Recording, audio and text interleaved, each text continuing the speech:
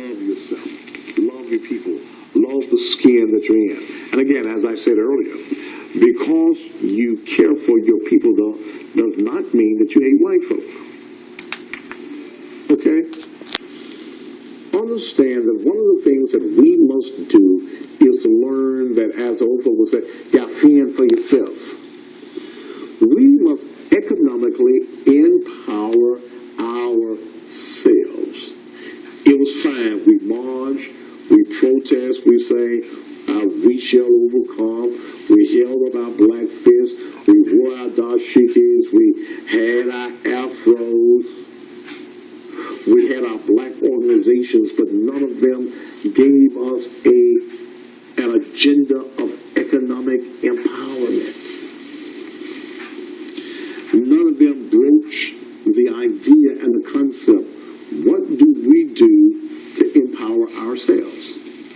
We were so comfortable in being able to go to the white stores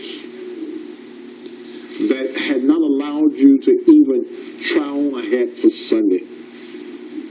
You had to look at it and buy it. You couldn't put your foot in a shoe. You put your foot on a piece of paper and drew a circle around it. That's how they determined the size of your shoe.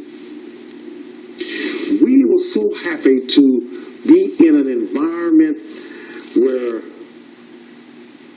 we were in the white stores. We could shop with them. We could sit at the lunch counters.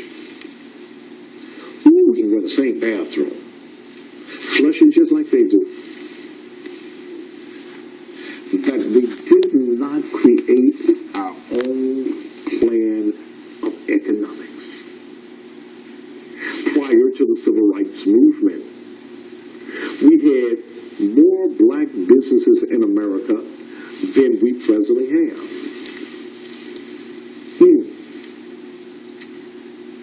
Because we had no choice. We had to have a grocery store if we were going to buy groceries.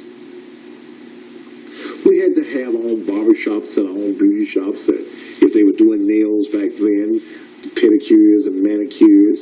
We had all of these businesses in our own community.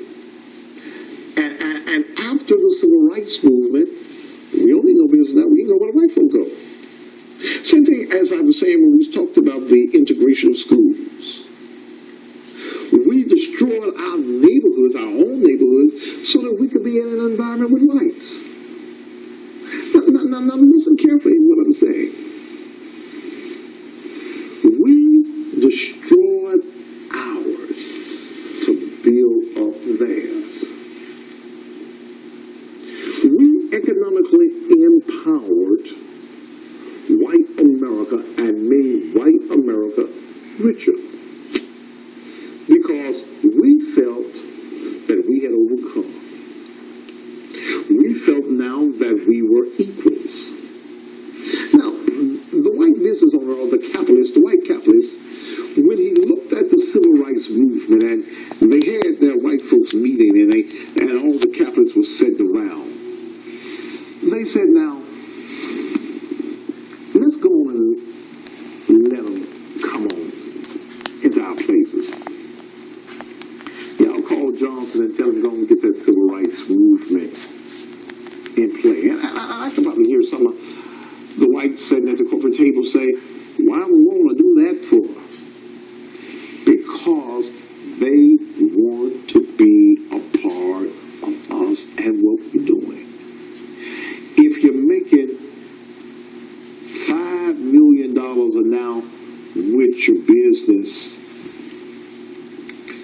when we let the colors, because you use colors there, if we let the colors come, they're going to give us another $5 million because they're going to be so happy to be with us, they're going to spend all of their money with us.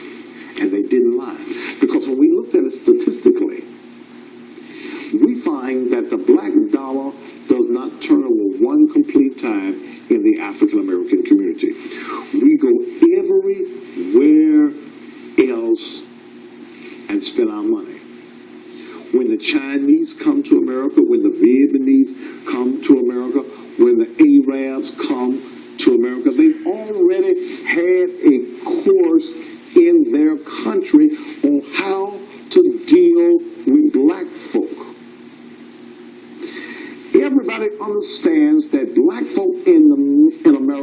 are consumers, and that we will do business with anybody that don't look like us. Because we don't want to see, first of all, us successful. We don't want to see each other be enriched. In fact, some of us think that we're not even deserving of prosperity. Some of you have been taught that, and this was the teaching in school, go to school, get a good education, and get a job. We were never taught as a people to create jobs, to be entrepreneurs, to have your own. Work hard, yes, and create your own wealth. You were never told that. So you stay an employee all of your life. Chinese come into your community, and you happy to do business with the Chinese. Here in the Memphis area about a month ago, they were showing a woman of the Chinese persuasion on the TV, one of the news companies. In the backyard of that particular Chinese shop, she had what she called ducks on the clothesline. About 8, 9, 10, 12 ducks. Cut up, wide over. I guess they were ducks. Could have been squirrel, pigeon, red 1010, lassie, somebody, but she said that she let them dry in the sun. Now I don't know why the sun wouldn't dry them at her house, but she had them behind the business. You don't know what it was. The health department wouldn't even give her a citation. You don't know what you eat at the little Chinese restaurant.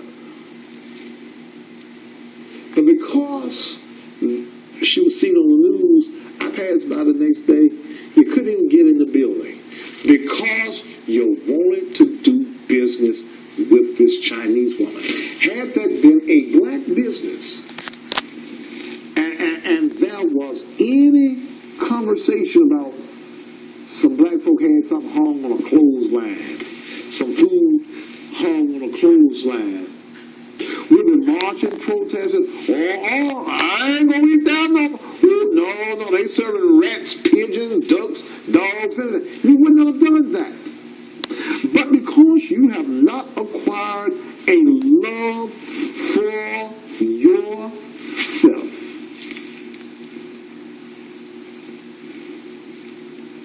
you'll pay your money, you'll go to these businesses.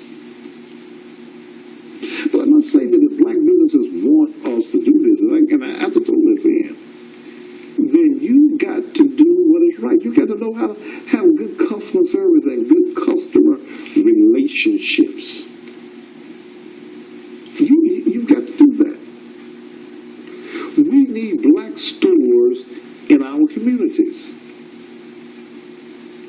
Some of these black churches are taking in all of this money that they take in, could put a grocery store in our community. Why do you think that you see Walgreens on every corner almost, at least in Memphis and throughout America? It's because they understand that we get sick and they can make money off of us.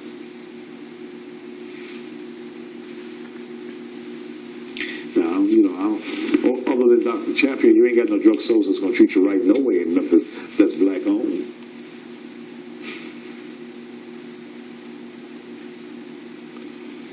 But you don't do business with yourselves. During this time of income tax season, you'll see all of these ads on the phone, on the TV, and on the radio. Car lots. Will you go to an African American owned car lot, like McLean Motors over there, 1505 Elvis Presley? Or will you run somewhere else? Will you think that the product factor somewhere else is much better than doing business in the African American community?